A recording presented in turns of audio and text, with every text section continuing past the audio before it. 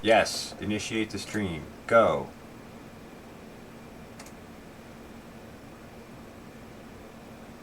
Are we streaming?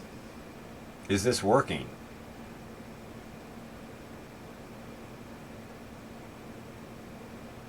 It looks like it might be working.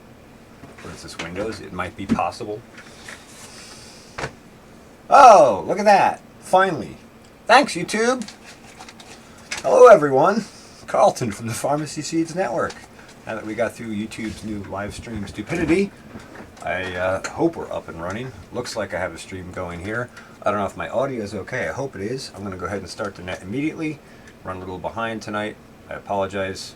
Not feeling 100% here. We'll get to that. I'm going to go ahead and start the net. This is KD2IIN Net Control for the Sunday Night All Things Natural Net. The Sunday Night All Things Natural Net is a net dedicated to farming and gardening primarily, but with a wider scope of all topics that relate to that, including cooking and other such things. The Sunday Night All Things Natural Net is sponsored by the Overlook Mountain Amateur Radio Club, including the repeater here, the 146.805. So please be sure your radio is tuned to 146.805 megahertz with a negative shift of 600 kilohertz and a PL tone of 103.5. The net will start now. So this is KD2IIN looking for check-ins. KC2UVP.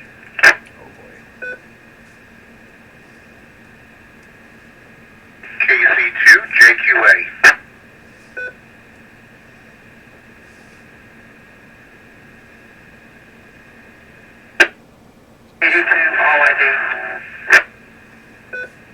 Got a double there.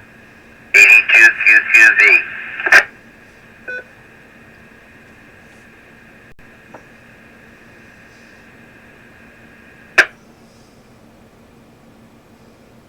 Yes, that's it.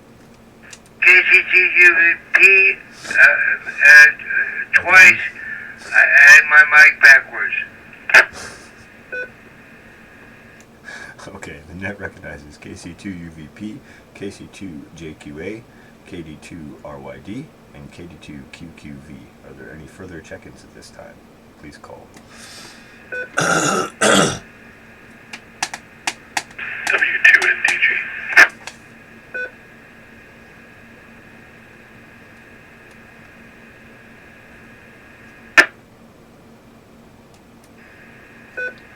Alright, looks like we'll start off with those for now, and we'll come back and do another opportunity for check-ins shortly.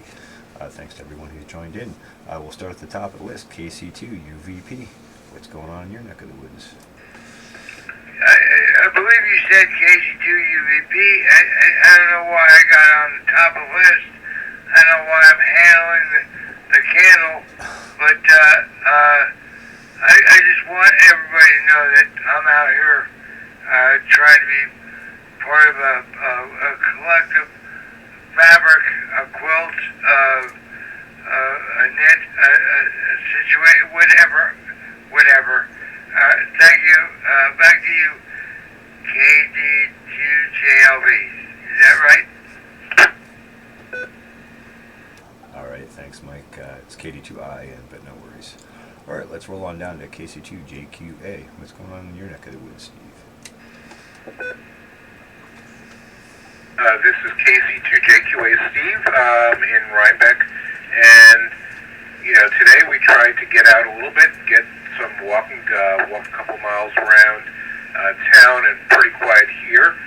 Did a little bit of work in the garden trying to clean up, and there's a lot of green shoots coming up, so that's always encouraging. It is beautiful when the first signs of spring come up and everything is turning green, and the trees are starting to bloom. Then we came back and had a nice home-cooked meal and used some local products from Hardy Roots Farm that we picked up at the marketplace. So that's the story here. Everyone's remaining healthy, and we're thankful it's spring in the Hudson Valley. KC2JQA, back to net. Very good. Sounds like a nice day. It sounds like you got to enjoy this beautiful weather, and glad you got to get outside and yeah, start to enjoy spring. Very grateful that is nearly upon us, or actually sort of already upon us. So wonderful.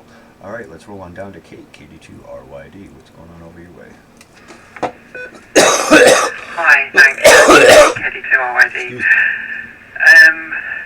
Today and yesterday I've been working on my indoor gardening, so I've been trying to play around with the hydroponics, which I'm starting off with kind of an easy version, which is the tub with the solution in and then floating something on top with some plants in it, and my seedlings have grown to starting to get their next leaves on, which is nice, and I have some lettuce and a variety of herbs, but true to form for me, I've obviously connected up an LED light and a fan and a heat pad for the germinator, and a webcam, and an Alexa, and connected everything into Alexa so I can use Alexa routines to set all of the timing. I'm kind of wondering whether everything I've done is the epitome of all things not natural. But anyway, it seems to be working so far. Back to net. All right, very good. I appreciate your sense of humor, Kate. Well, that sounds like a nice controlled environmental setup for starting things, and I think that should work out good for you. Sometimes we got to pretend that we are nature to make up for where nature leaves us high and dry or cold, in the case here. That sounds like a cool setup you got going there. I'm glad to hear making good progress toward things. Let's roll on down to Don, KD2QQV. What's going on with you, Don? KD2QQV, hello everyone on the All Things Natural Net here. Natural, yesterday I went out, I was able to pick up some lamb steak. So I had lamb tonight, and it was good. Had that with some vegetables. Also, what's a good indoor plant? Like, that's good for indoors. That might give off oxygen or something like that. Would you know, KD2IIN? Because I want to get a plant and put it on top of my table here.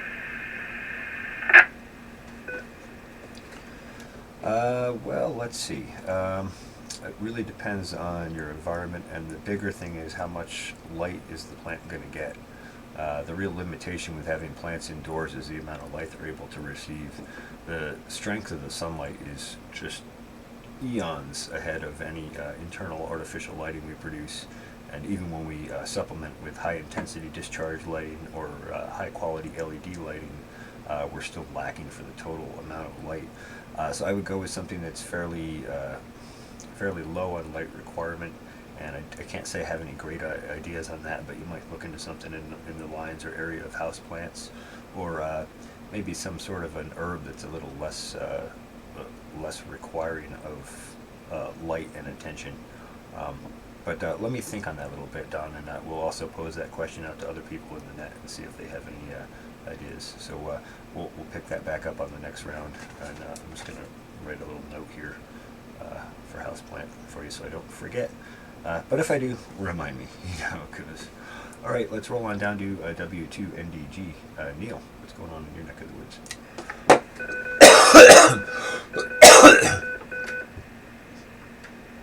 I know I did this with the last bit to you. Was that me you were calling? Yes, that's you, Neil. You're up.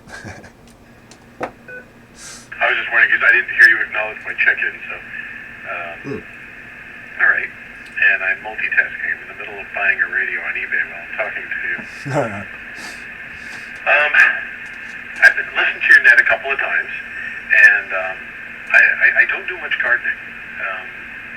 Partly because we rent this place, and I just can't bring myself to put the time into getting the soil in shape here, because no one's ever done anything with it. It's really a pretty crappy yard to grow things in. Partly because of the herds and herds of animals that come through here that would just eat everything down to the roots anyway. So I tend to do stuff indoors. microgreens, sprouts, things like that, which I haven't done for a couple months, but I want to get running again. But for me, and if anybody ever wants to talk about this, I'm game. For me, natural foods for me are foraging. It's a subject I used to actually lecture on. Oh, but I'm really into hiking in the woods and picking things and bringing them home. I have good knowledge of that stuff. So I'm always have my eyes peeled when I'm driving around or walking anywhere, looking for the edibles. And I guess the first time that I've brought anything up on your net, that's what I have to offer. So let me throw it back to you, W2NBG. Wow, Neil, that's awesome. Yeah, I do some wild foraging myself. I am into that genre of things as well. I haven't had a super heavy focus on it, but there are some excellent plants in the woods, and especially this time of year, all those early spring greens are just loaded with nutrition. So I would love to let you go full tilt on that, and I think that's an excellent topic for the net. So I'm glad you brought that up. I'm actually really excited you brought that up, and I'm going to do an opportunity for check-ins here, and then I'm going to run back through the rotation quick, and that'll give you a chance hopefully to make your purchase without making a mistake. I find it's not a good idea to buy radios and at the same time do something else. I've made mistakes with purchases like that before. But I'm glad you brought that up, and I'll be looking forward to discussing that in the net. I think that's an excellent topic. All right, this is KD2 and Net Control for the Sunday Night All Things Natural Net. If there are any further check-ins, please call now. Call it for Neil. Call it for Neil.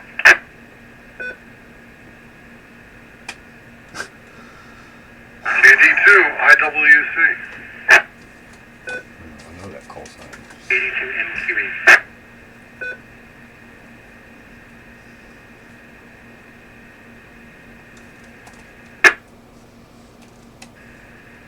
Fantastic. I have KD2 IWC and KD2 MQE.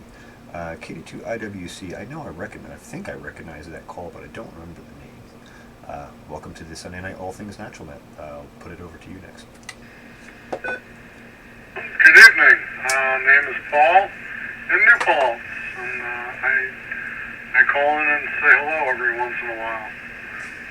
So this is another once in a while day. What's new recently, I spent a lot of time outside today, cleaning up the yards and putting machines away, and just trying to get some general water before I went in for dinner. Fantastic. Well, it was a beautiful day to be outside and do some yard work kind of stuff, so I'm glad you got out there, and I'm glad you made the net. Glad to have you participate. Very good. Well, let's roll on down to David, KD2 MQE. What's going on in your neck of the woods? KD2 MQE, hey CJ. Nothing special, beautiful day, had a good time. I'm just listening, and I've got some other stuff going on here, so I will secure from the net. Just wanted to say hey to everybody. Good to hear you all. All right, very good, David. Glad you had a good day, and thanks for checking into the net, and we'll consider you checked out. Hope all your multitasking chores go well. All right, we'll just pause for one more opportunity for check-ins, and then we'll roll back through the list quick. And if anyone wants to start talking about the wild foraging, or they have anything to contribute about that, they can certainly open that topic even before we get back to Neil. But first, let's just make sure there's no one else who wants to jump in. This is KD2 and Net Control for the Sunday Night All Things Natural Net. If there are any further check-ins, please call now. Excuse me. All right, very good. We're going to roll back to the top of the list. Mike, KC2 UVP, you're up. Well, I was hoping that everybody can hear me, and now that 2 minutes have passed, my brain has passed like so many greens have gone through goose.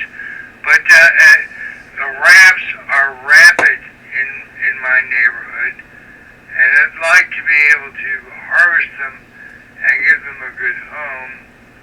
I'm a rampant individual, and our leaders should know. Back to the net.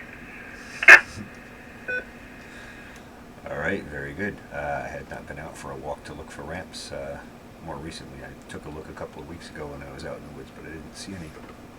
First, let's just, for those who don't know, ramps are basically wild leeks, and they grow in various areas here in the northern forests.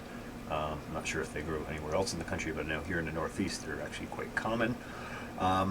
As far as ramps, if you're going to harvest ramps, I would beg and plead for you to harvest them sustainably, and that means not digging the root up, but instead harvesting a bunch of the leaves and letting the root grow back so that we continue to have ramps in the woods, so that we don't wipe out the population of the wild plants that we're using. So that's my 2 cents on that. And then we'll roll on down to KC2, JQA. Understood on the last comment.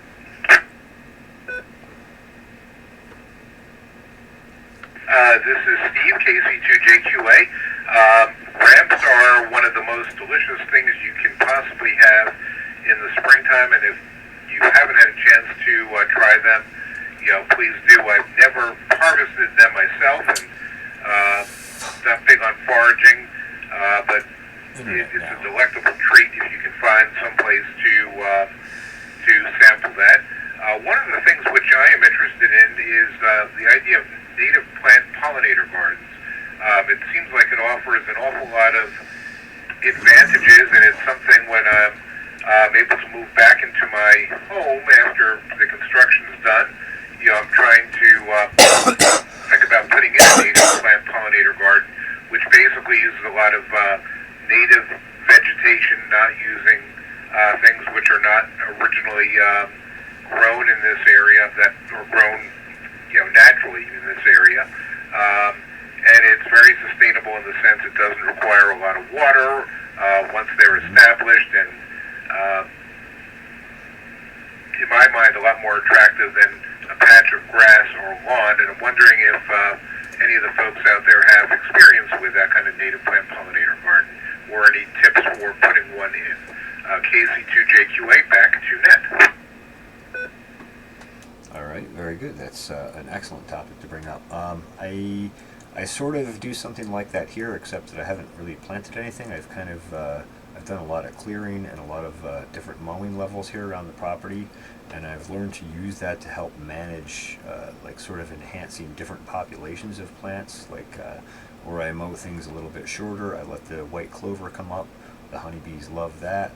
Where I mow things a little bit taller, I actually do a couple of different mows throughout the season, so that the natural goldenrod here, there's like a big bloom flush that comes through, and then because of the way I mow things, I get a couple of later flushes when a lot of the other pollination plants are no longer open.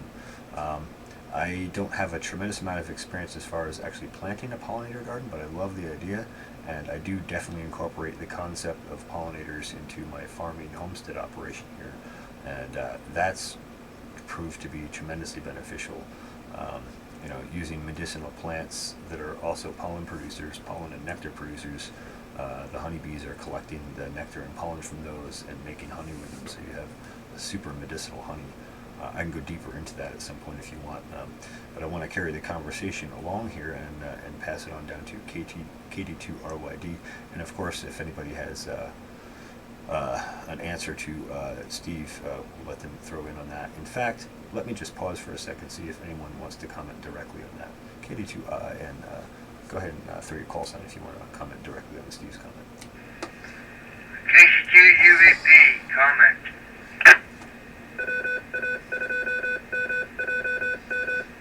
KC2 UVP recognized. This is KD2 and control. Go ahead with your comment. There are no weeds. They're misplaced ornamental flowers. There's no such thing as a weed. All right, well, I don't disagree with that. Yeah, things we think of as weeds are actually just plants that we don't want in a particular place for a particular reason.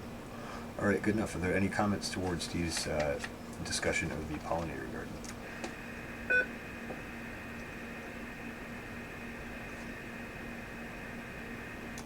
Looks like that's a no, so we're going to roll on down to KD2RYD. Kate, pick it up. Thanks. Yeah, this is a really interesting topic. I don't necessarily have a lot to add, but I'd be fascinated to know more. I love going camping whenever I can, and I love wild camping. So, very much off the beaten track, and, wandering around in the woods. I'm a little too scared to forage or eat anything I find out there because, especially as I'm not from this country. So yeah, I would love to know more. But I think it's something you have to know that you're doing right, because it could go very wrong if you eat the wrong thing, especially if you do that while you're planning on staying out in the woods for a day or so. So yeah, I'm very interested in this subject and would love to hear more. Back to Net. All right, fantastic. Yes, I'm also very interested. And yes, you can make mistakes, but once you learn to identify things correctly, it's not too bad. Let's see. I just do want to mention here, there is a man named Arthur Haynes who's in Maine. He's written several books on ancestral plants. I believe that's actually the title of the book, Ancestral Plants, and I think there's a second edition out now, a second one in the series, I should say, and that is all surrounding wild foraging and using those plants for medicine and food, and also as fire starters or for basket weaving or for all sorts of survival related things. I have a copy of that book, and it is an excellent read. For those who don't know, Arthur Haynes is a plant taxonomist, so really interesting perspective on all this stuff, and he does some excellent lectures, and he's also got a YouTube channel, well worth checking out if you haven't. All right, let's roll on down to Don, KD2QQV. Yeah, very interesting. I don't have that much more to say. I'm just enjoying the spring and the blooming of the trees. Certain trees are really coming out nice.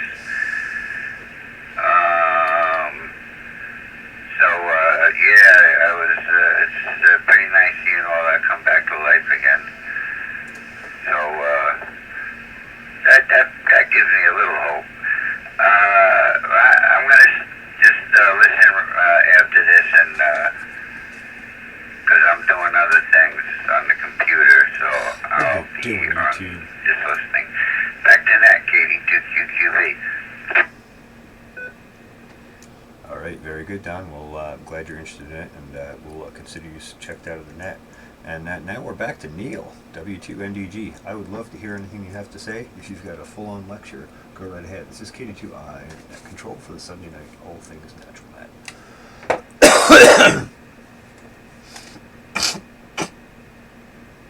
Excuse me. Thanks, CJ. This is Neil, W2NDG. I don't know if I have the energy for a full-on lecture. I can give you a little bit of the history and what I used to do with it. So, growing up with some land, even though we only had an acre that the house was on, it was still more than most of my relatives had. Our house, the acre that we lived on, bordered on hundreds and hundreds of acres that we had permission to use that was at one time owned by Rotron Company, a company made fans in Woodstock all those years. Yep.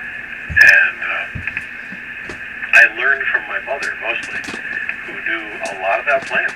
And I'm not really sure how she learned so much about plants growing up in Queens, but she knew a lot about plants. And for some reason, at a very early age, I was always fascinated by the fact that everything we eat that's vegetable, meaning not from animals and not created in the laboratory, everything we eat that grows came from some wild plant.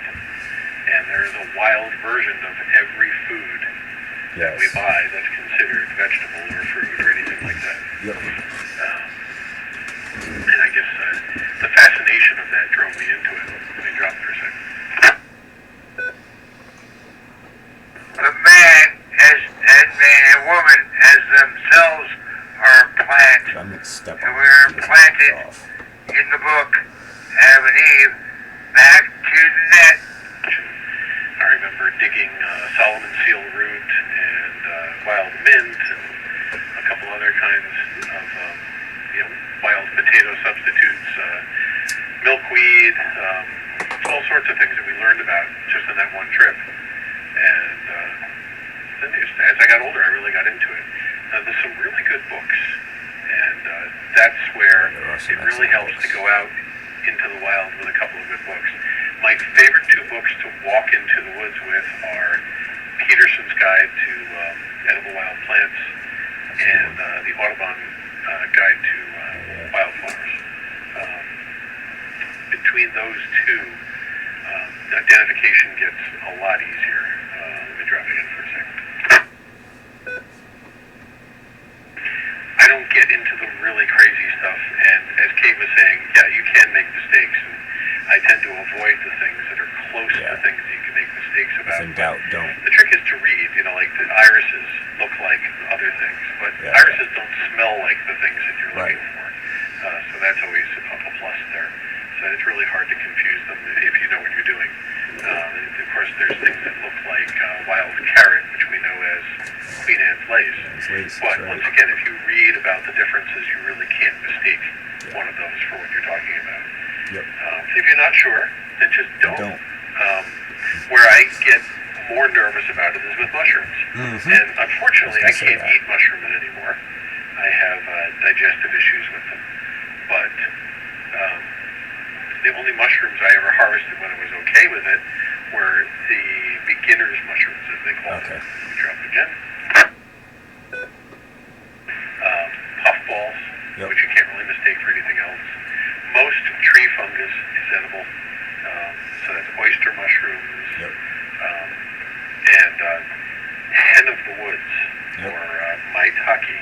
And when we were living on Long Island, there was a tree in our front yard at one of the places we lived that would produce pounds of maitake mushrooms every year.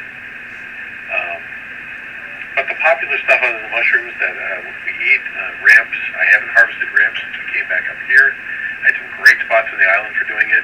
And I did pull some roots, but the trick is, that's only a little bit. Some. Yep. If you find a cluster of 12 of these things, take a 2 couple, roots and leave the rest. Cattails. Yes. All different parts of the cattails, but mostly the cattail heart, which is interesting. Wild mints, different wild potatoes. There's so much. Making tea out of ground ivy, which grows like crazy around here. Sorts of things like that. And just learning where things are. Looking for the asparagus ferns later in the summer. So you and can making find a them mental next note year. so you can look for the stalks as they poke up in the spring. And that's not really wild, but it grows wild. It does. So it's so much. Like I said, you said lecture. I don't have anything organized, but it's definitely a subject I can go on about.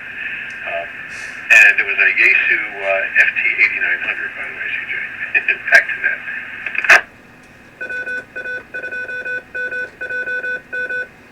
This is KD2 and at control of the Sunday Night All Things Natural Net. Oh, Neil, that was excellent. That was music to my ears, and I know most of those things and totally agree with pretty much everything you said there. I'm not familiar with the ground ivy and not so familiar with the wild potato stuff, but yeah, I too have also learned to, look for the ferns of the asparagus later in the season and made mental notes for them in the spring. And the ramps, yes, you can harvest a couple roots and put the rest back, and that's also a good sustainable way of doing it. So it sounds like you have a tremendous amount of knowledge, and that's awesome. I learned a lot of stuff from my mom, and I've learned a lot of stuff since then. That's excellent information. So I guess we'll roll on down through the net and finish out the last two on the list. Then we'll pause and take an opportunity for check-ins, and then we'll go back around the rotation here. So this is KD2IIN Net Control for the Sunday Night All Things Natural Net, and I'm going to put it on down to KD2IWC. Paul, pick it up. Okay, thank you. I'm curious. I'm considering dedicating a 10 by 10 part of my lawn to putting in a new garden. And I'm curious to know whether it's a good idea to do a raised bed garden or keep it down at ground level. And I've got some really good mulch to put down, but I don't have any topsoil. to fill in the boxes if it is a raised garden. So some opinions or points of view there would be welcome. Okay. And also I have a lot of skunk cabbage. Is this stuff edible? You know, if it is, I've got enough to feed an army. All right, very good. I think I heard somewhere along the way there is some part of the skunk cabbage that's edible, but to my knowledge, most of it is not. I'm not sure how you would cook or prepare that. A lot of these wild plants that are typically not considered edible actually can be made edible through different processes. Some of them need to be steamed several times to reduce the toxins in the plant and stuff. I would tend to err on the side of caution on that and just say no on skunk cabbage. Maybe Neil can provide more information on that. He may know more than I do. Is regarding the beds, let's just pause here a moment and see what type of soil. It sounds like you don't have great topsoil, so it sounds like maybe planting directly in the soil might not be the best nutrition soil-wise. Is that accurate? Yes, pretty much. All right. Is there any way you can import some soil? And if you're going to do that, I would say, yeah, probably raised beds is your best bet. I would have to go dig soil out from somewhere. I do have a really good pile of mulch that's been sitting for about 5 years. Okay. That I would like to use, but I would imagine I need some soil for it as well. Yeah, for sure, for sure. Now, there's a mushroom farm in Saugerties. They usually sell a bunch of their used mushroom soil in the springtime, and I don't have the details here right in front of me, but I know Dave, K2JLV, has picked up some mushroom soil from them several times, and the gardens that they've used that in has been super successful, so that might be a good source for you, rather than paying whatever it is a bag to buy soil at the store. However, if that fails to work out or you don't have a way to transport it, one thing you might consider is the coast of Maine soil. The only place I know around here to get that is the Phantom Gardener in Rhinebeck, and that stuff is fairly expensive. I think it's $22 for a 2 cubic foot bag, but that stuff is excellent and has all the good core components you need soil-wise. So I'll put it back to you and let you kind of ask another question or sort that information I've given you so far. So back to KD2IWC. K2BHM. Go ahead. CJ, were you referencing Deep Walla on 9W just south of Saugerties? Off the top of my head, I'd say yes, but I don't specifically know the name. I haven't personally interacted with him. But go ahead. Yeah, they went out of business, 3 years ago or so, and a logging company bought them out. I don't think that's it. I forget the name of the logging company, whatever, but they also sell mulch there now and stuff like that, but the mushroom part of it is totally gone. Oh, I know where that one is. I don't think that's the one. I think this is a different one. I can get more information from K2JLV when I get a chance to hook up with him. But I'll put it back to Paul for further questions. Thanks, Jim, for weighing in on that.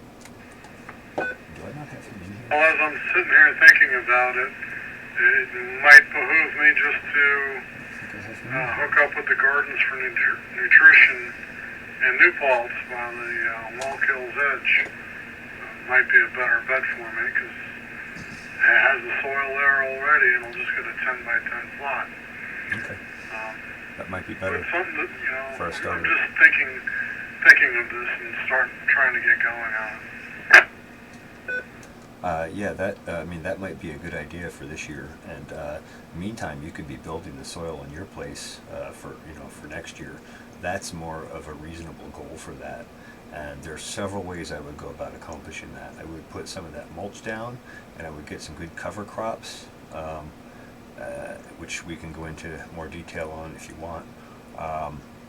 And also you might want to check out my YouTube channel on building soil and that kind of stuff. I have several videos along those lines. And another thing you would want to add to that regimen would be something called the Nutrilive package. That's a two-part nutrition package from a company called Advancing Eco Agriculture. And these guys are all about building soil and soil microbial communities and true plant health. And I've been using their products for a number of years now, and it makes a tremendous difference. And when you understand the science behind the soil and plant nutrition and all the trace minerals that have to be there and the right chelation and all, it starts to make a lot of sense. And you can make huge, massive gains in soil health much faster than standard organic or biodynamic agriculture can. So I'll just put back to you one more time here for your consideration. Do raised beds have any inherent advantage? For humans, yes. For plants, no. In fact, they're somewhat of a disadvantage for plants, with some exceptions. For humans, obviously, they're easier to manage, and you have sort of a controlled area.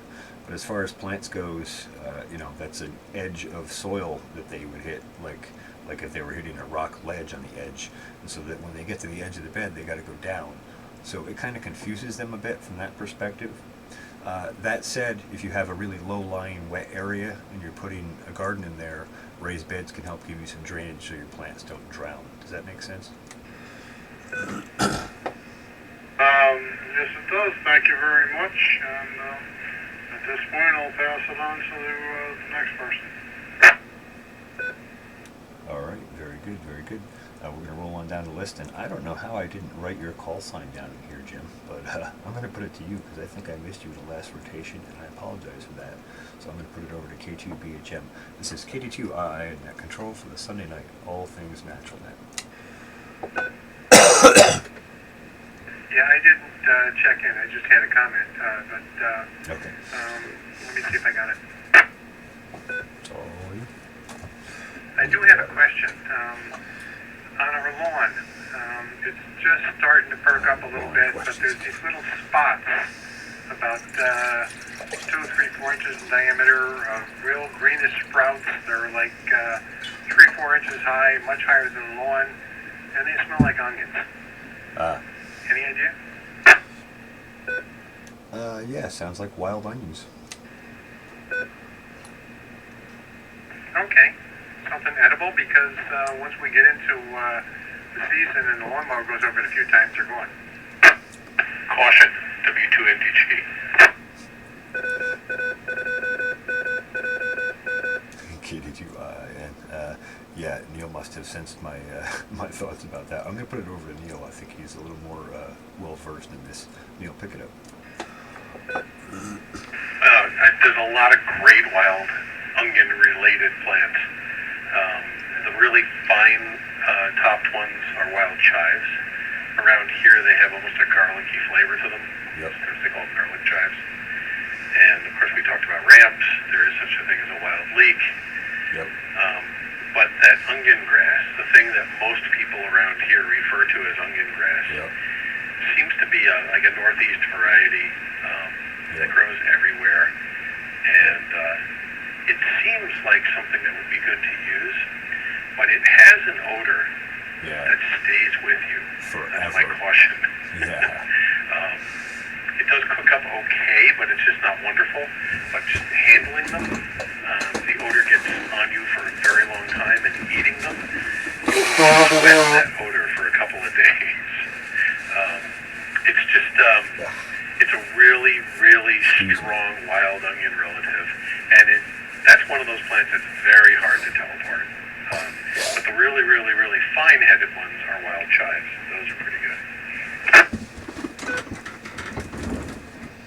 Yeah, okay, thanks. So it sounds like we're good just leaving it alone and letting the lawnmower take care of it. Yeah, CJ may have a comment on this, but I know, especially in this area, they have issues sometimes when the cows eat a lot of it. Yeah. When a man's hungry, he's just hungry. Yeah, I don't have a whole lot more to add, but you pretty much said everything I was thinking. I know some people have had, I wouldn't say allergic reactions, but they have found those to be overpowering. If you're going to eat those, I would say get them early spring. I would not go for those later in the season. They develop a much stronger plant chemical compound profile, and it seems to be a little too intense even for humans. The other cool one that you can find around here that's really nice is garlic chives. Are you familiar with those, Neil? Yeah, that's what I was talking about. Most of the wild chives around here seem to be garlic chives. Yeah. And the way you can tell is the much smaller, leaf head. They don't get as tall as those other ones. The ones that we find the most around here, which is roadsides. You go for walks, and especially right after they did cutting, you can smell them. But if you pull them out of the ground, you definitely know what you found. Those get, as you probably know, 2.5 feet high sometimes. Yes. But the garlic chives will always stay like grass height. That's what I'm thinking of then. And they'll have a much milder garlic smell to them. Just cut the tops off of those, and they're really good for cooking and making dips and stuff. Okay, yeah. There's those, and then there's another one that I'm thinking of that I'm not calling it correctly, but they're a real wide leaf plant, and they get these yellow or white flowers on them later in the season, and they tend to grow in patches, and where they grow, they dominate the soil. They pretty much wipe out any competition. You know what I'm talking about, Neil? That one I'm not sure. I haven't seen that one. I know the other one I used to run into on the island, and I haven't looked for it up here yet, where you had a thick brush where the weeds, usually anywhere where you had a lot of wild raspberry canes growing, there was a wild garlic, not related to the horrible ones, that would put up toppers in the fall, late summer, early fall, and you'd get the little garlic flower seeds, the little toppers, which are great for seasoning. It's GUP. They're all flowers. They're all flowers. You got catnip, you got this, you got that. You got a little bit of this, you got a little bit of that. They're all wild flowers. Wild. But then we have names for all of them. KC2 UAP. I have a name. All right, Mike, I appreciate your enthusiasm. I'm going to have to ask you to please wait your turn in the cycle so that we don't have people doubling on each other.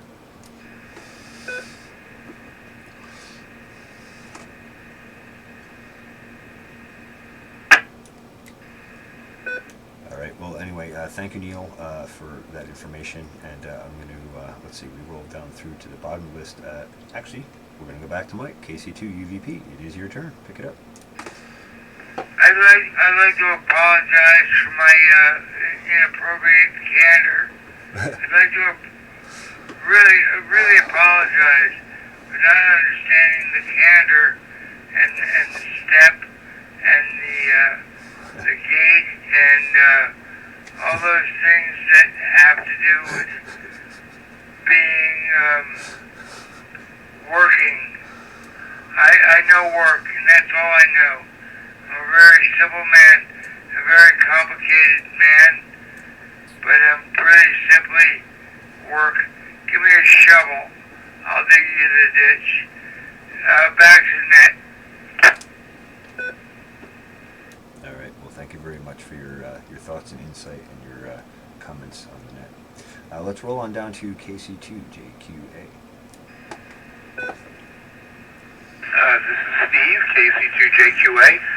Interesting discussion, and I'm familiar with a lot of the wild alliums that people are talking about. You see them all over the place, whether you want to or not. They pop up on the lawn, they pop up in the woods, and again, like Kate mentioned earlier, I'm a guy from New York City originally, so I'm a little bit scared about trying to pick things in the wild. Although I enjoy it when I do have it, when it's harvested by someone who knows more than I do.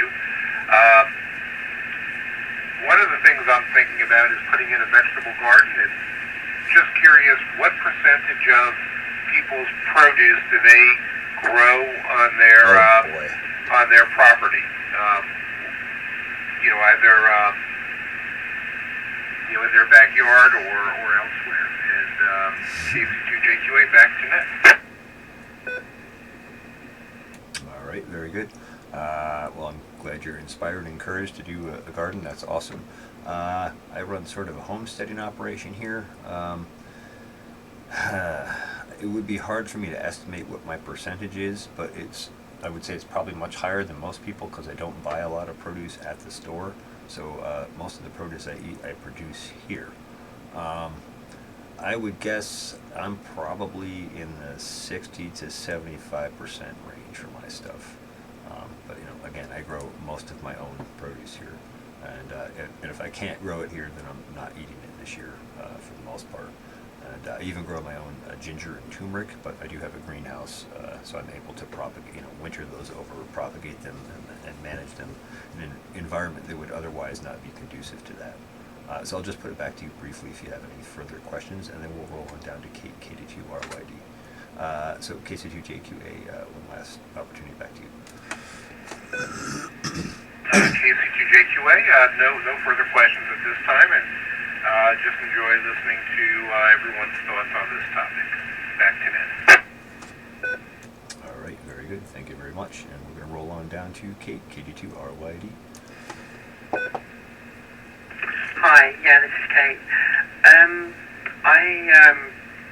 I grew up in a village in England, in the county of Cheshire, and my grandparents also lived in the village, but they, like my parents, were from the city, a city called Oldham, which is part of Greater Manchester. And I really very fondly remember my grandparents' house. They lived in a small house, but they had an amazing garden, and they grew. I think they must have grown nearly everything they ate, and all sorts of vegetables, and they had chickens and a couple of greenhouses, and it was just fascinating for me growing up, visiting my grandparents, helping feed the hens, collect the eggs, helping put the seedlings and putting those out, and harvesting the vegetables. They would also then put the vegetables by the side of the road, and people would come and give some money. And I remember my granddad would go to the pub and basically trade vegetables for his beer, which was also quite a fond memory. So I've been really inspired by that, and I would love to grow a garden myself. I rent a house here. Don't know how much longer I can stay in this house. It could be a matter of months, which is why I'm exploring the hydroponics to grow the beginnings of some food at home, but know that I can move that if I have to. So I'm very inspired by the idea of homesteading and all of that, but at the moment it's not something I can get to, although ideally would love to. Back to Ned.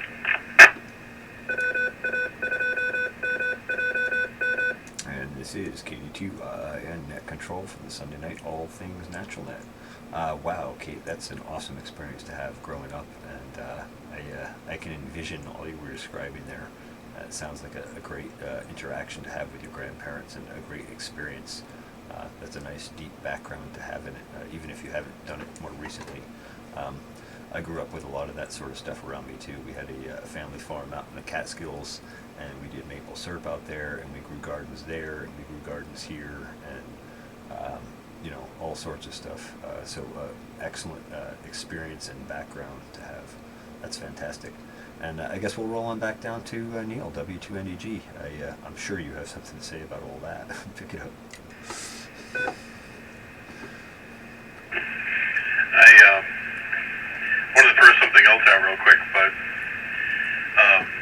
CJ, I've watched a number of your videos, and I don't know a whole lot about your setup there as far as what you do with everything you produce, but I would assume it's mostly, as you were just saying, for your own consumption. I'm sure you get plenty of excess. So just throw it back to you for a quick answer. Do you preserve a lot of the excess? Do you sell some of it, donate some of it? I was just curious where it goes. Yes, I do preserve some of the excess. In more recent years, I haven't as much because I don't have a real good kitchen set up here, so I don't have a lot of the heat and tools that I need to really can things or whatever. I do some dehydration. I do some seed preservation. I do some sales, primarily to a local restaurant here, the Taste Buds Cafe. They love my produce, and I have sold to others around the Red Hook Rhinebeck area. So I do sell some, and I definitely do share with other people from time to time. And certainly, if someone is poor, I'm more than happy to share what I can with them. So I'll put it back to you. Hi, I was just curious, and I do enjoy your videos, by the way. Another topic, not for tonight, maybe another time, that I really enjoy, and I'm sure you could probably provide a lot more information on, is growing things from seed, just from things that you like. You know, I used to have a mango tree that we carried around with us a couple of moves. Of course, everybody does avocados and things like that, but there's definitely some exotic things you can do with that. The only other thing I want to throw out real quick, just to Kate, and she'll probably get a good laugh over this, you know I've been baking some bread. And I came up with a loaf today that was a combination of two sayings, one being necessity is the mother of invention, and the other being the most exciting phrase to hear in science is the one that heralds new discoveries is not eureka, but that's funny. I'm attempting to make dinner rolls to have with our holiday dinner today.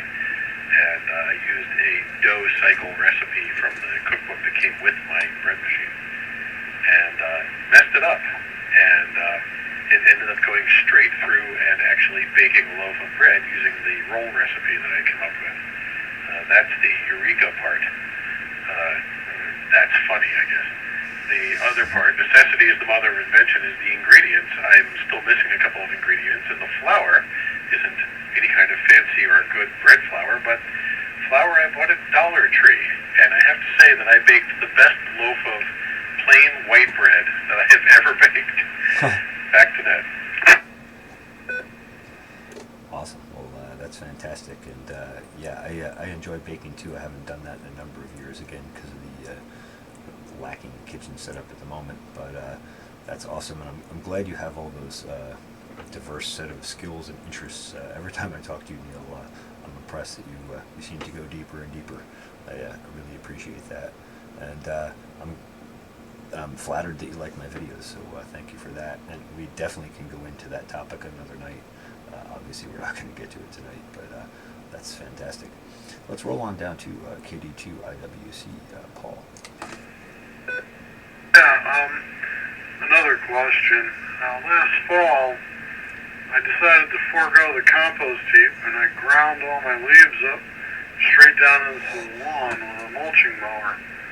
And I had to mow down the leaves maybe 7 or 8 times before I cleaned everything up. And it left everything really brown. There was not much green left. And then I put some lime down on top of it, hoping that over the winter it would break down. And as I'm looking around this spring, it really hasn't broken down much. And I'm wondering if I need to put down more lime, or just to let it go. It's going to bounce back in a week or 2 anyway.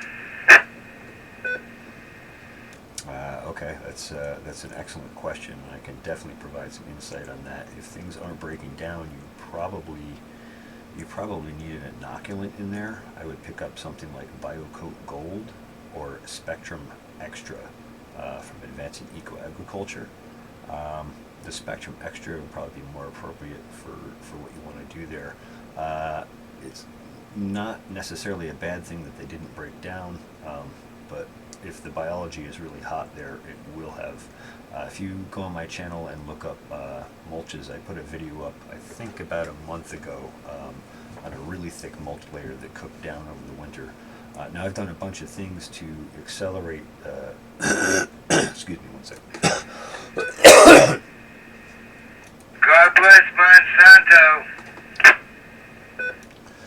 I've done a bunch of things to really accelerate my soil and my soil biology. One thing I would say is probably don't put lime down on top of that. Instead, I would probably get some gypsum, which is also calcium sulfate. You can usually pick that up at Agway. You might be able to get that at like Home Depot or Lowe's. I would put that down under your leaves next time. And gypsum is basically lime, but it has sulfur in it, which the lime doesn't have. And that sulfur is a catalyst accelerant for many, many, many biological processes. Everything from the small bacteria and fungi in the soil right on up to plants, and even acts as catalyst in our systems for human health. So I hope that will help you, and I'll put it back to you to ask further questions or whatever. What I copy from you is using some gypsum. I heard you say put it down before I grind up the leaves. Yep.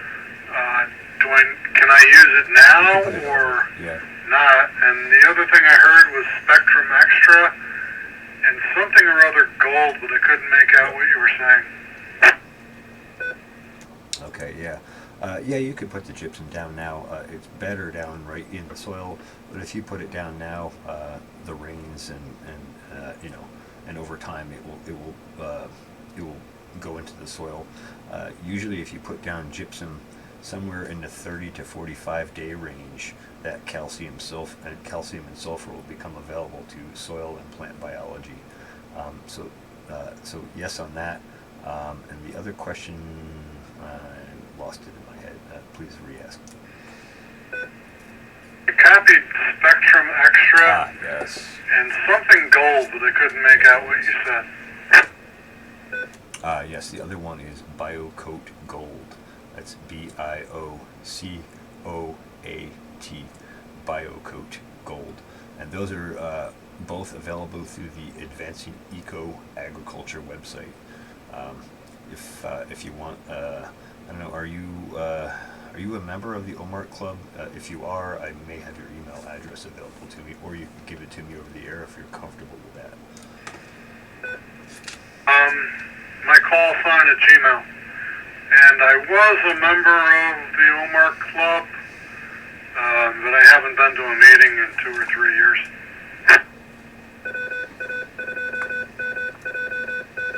This is KD2 and Net Control for the Sunday Night All Things Natural Net. All right, your call sign at Gmail. That's easy enough. I'll shoot you a few links when I get a chance here, and that should help you with that. And I'm going to put it back to you because it sounds like you might have more questions, and I don't want to leave those out if you do. So KD2 IWC, one more round. Well, no, I've actually completely run out of questions at this point. Thank you much for your help, and I'll just monitor from here on in. All right, very good, Paul. Thanks for joining that. Really appreciate it.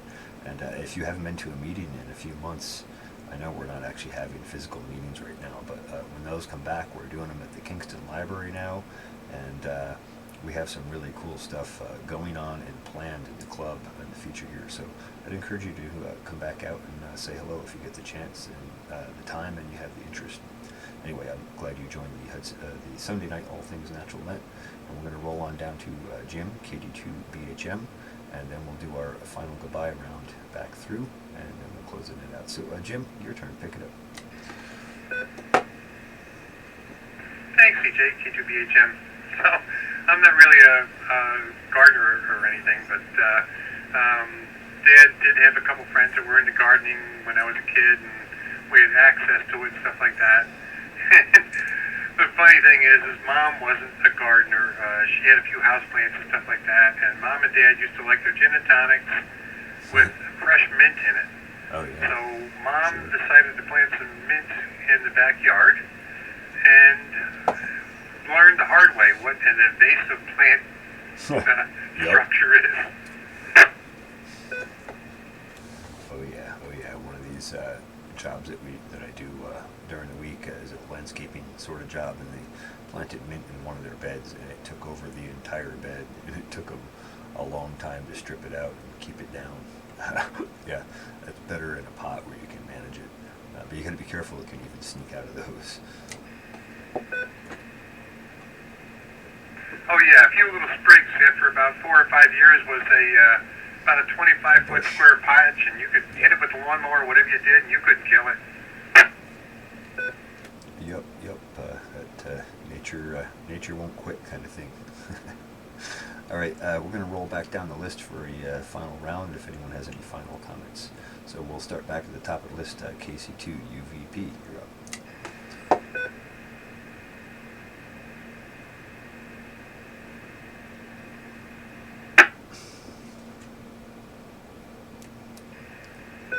KC2 UVP, any final comments for the net?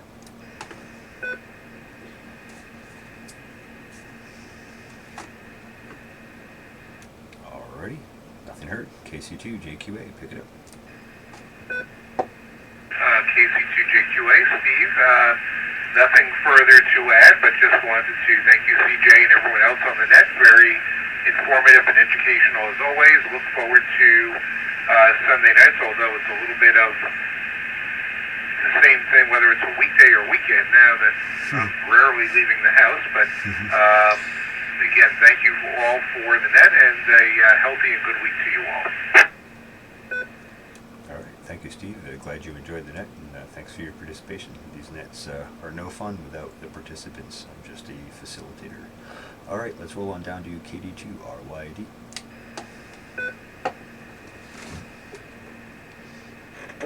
Hi, sorry, was that back to me? I wasn't sure. Yep, back to you. We're just doing our final comment round, so pick up. Awesome, thanks. This has been great. Wonderful to chat with everyone. Wonderful to hear thoughts, the stories. I feel inspired, and I don't know your YouTube channel, so I feel pretty bad I've not watched it yet, and I know I need to. So maybe it's like I've been saving up on a really great Netflix show I know I need to watch, but once I start watching, I know I might watch a lot of it, so it'd be great to know that. Other than that, thanks for having me part of this. I'll say my 7-3. All right, very good. Wow, Netflix, I don't know, I think you're talking me up a little too much there, Kate, but I hope it is addictive for you. That would be great. Yeah, my channel is the Pharmacy Seeds Network. The Pharmacy spelled Pharmacy, Seeds Network. I just want to make sure you got that. So the Pharmacy Seeds Network. So I'll put it back to you just to confirm.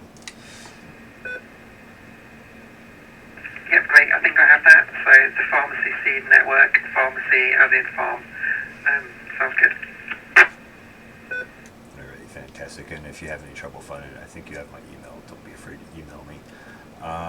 And what else? For those who don't know, the Sunday night nets here are actually posted on my channel, so you can rewatch them later on. And they're live streamed usually, although YouTube has changed its live stream setup, so I'm not sure that it's actually streaming correctly tonight. But the video will be posted later after the net.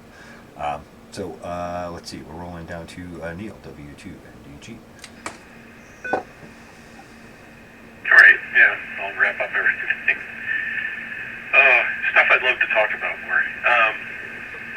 CJ, the other thing I didn't mention, at some point here, before I worked for Sloan Kettering, I worked for AOL in Manhattan at the headquarters.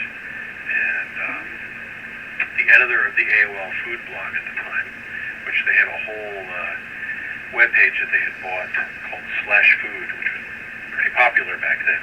It didn't really exist in the same level that it used to. But Kat Kinsman, who for quite a long time was one of the food people on CNN that you would see, very goth-looking woman with a really good sense of humor, would come on and talk about food on CNN all the time. And she drafted me to write about wild edibles for the AOL food blog. It was a lot of fun. I did that for a while. So, anyway, someone asked about skunk cabbage. Skunk cabbage is funny. It's one of those things that the technical answer is yes, it is edible. But the practical answer is why? Because it's not that great. You can, I guess, the young leaves, before they unfurl, you can cook in anywhere from 2 to 4 changes of water, and you'll know when they're okay by sampling them. The root is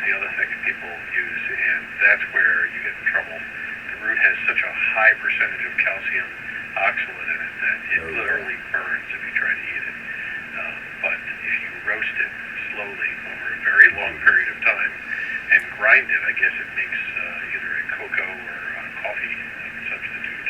Huh. You can eat the roots if they're really, really, really dried like that. But the point always comes back to why. Why would you want to?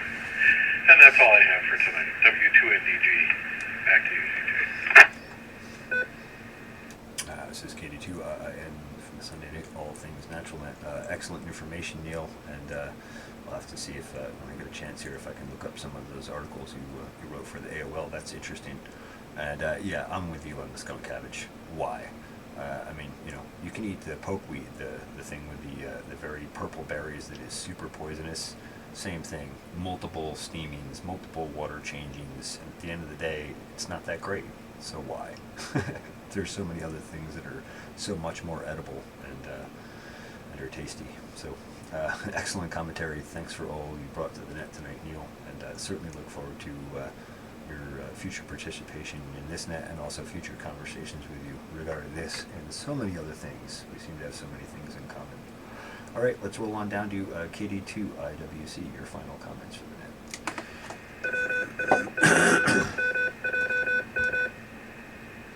Well, thank you for the comments on the skunk cabbage.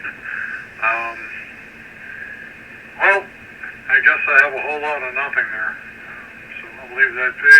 And other than that, thank you much, everyone, and good night. All right, very good, Paul. Well, thanks for joining the net, and I hope you learned something cool tonight. And finally, our last check-in here on the net is K2BHM. Your final comments for the net. Thanks, CJ, K2BHM. Yeah, not much here. I'm not really into gardening. I've been spending a lot of the sequestering here out in the garage, doing some metalworking and machining projects, and reconnecting with my dad, who was a machinist, and my grandfather, who was a machinist. I have their toolboxes here, so I have a lot of good memories and so forth. So I've been concentrating on that, but very much enjoy listening to you guys and learning something new every time. So thank you very much, and stay safe, K2BHM. All right, very good. Well, glad you joined the net. Thanks for your participation also, Jim. Thanks to everyone, in fact, who joined the net. This is an excellent discussion and an excellent net. This is KD2IN. We're going to go ahead and wrap this up. This has been a session of the Sunday Night All Things Natural Net, sponsored by the Overlook Mountain Amateur Radio Club, located in Ulster County, New York. If you want to know more about our club, please visit our website at www.omarcclub.org. That's whiskey, Oscar, Mike, Alpha, Romeo, Charlie, Lima, Uniform, Bravo, Oscar, Romeo, Golf. KC2INC, KC2UVP, before you close.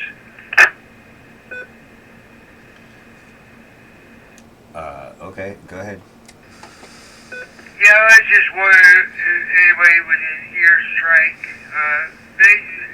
I'm pretty sure we're all suffering from the same stigmata or some form of it. I've been imprisoned in my life. I've been subject to, but we're going to get over this.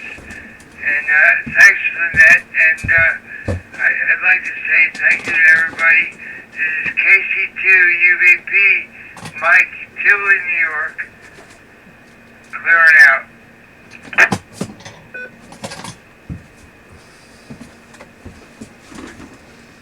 Okay, thanks. Thanks for your final comments there, Mike. All right, so this has been a session of the Sunday Night All Things Natural Net, sponsored here on the Overlook Mountain Amateur Radio Repeater. There are actually 3 other nets currently on this repeater. The Thursday night net is run by K2JLV, and that is primarily a topic-oriented net based more around technical things, radio, Raspberry Pi, and so many other awesome topics. So you should definitely check that out. That's Thursday nights at 8 p.m. And then I think around 8:35 in the morning, there's sort of an OMARC Wellness Net. I think that's run by Paul, AC2UQ. And then at 6:30 p.m. every evening right now, until this coronavirus incident is over, we have the OMARC Wellness Net, and that's run by rotating net controls, including myself and many others. So I encourage you to check those out as well. This is KD2, and this has been a session of the